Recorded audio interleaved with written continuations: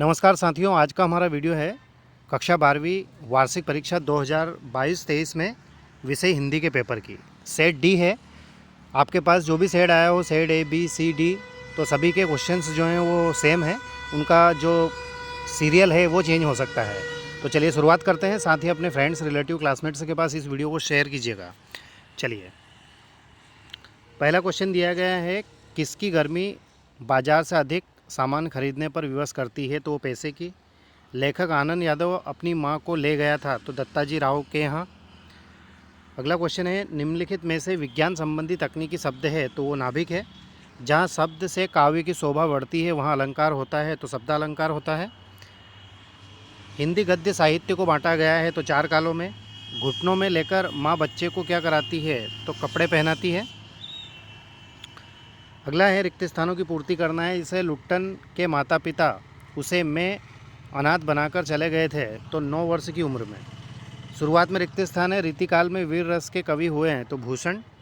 खेत की तुलना की गई है, तो वो के कागज़ के पन्ने से।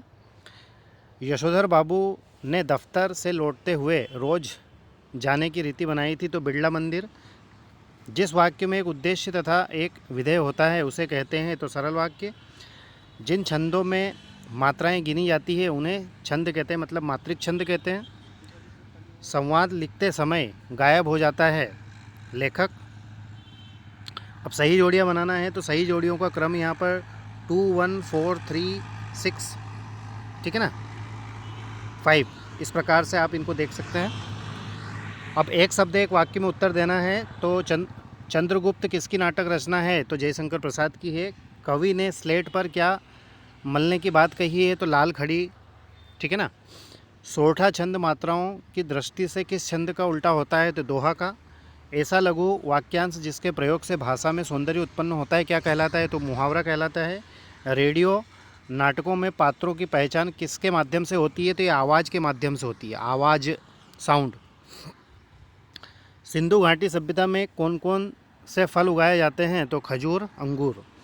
किसकी आवाज़ मृत गांव में संजीवनी शक्ति भरती रहती है? तो है लुट्टन पहलवान की।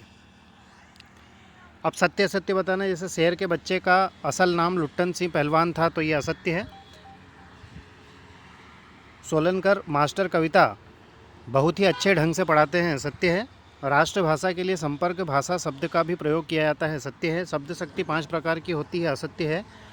शोषकों के प्रति घृणा और शोषितों के प्रति करुणा प्रगतिवाद है, सत्य है।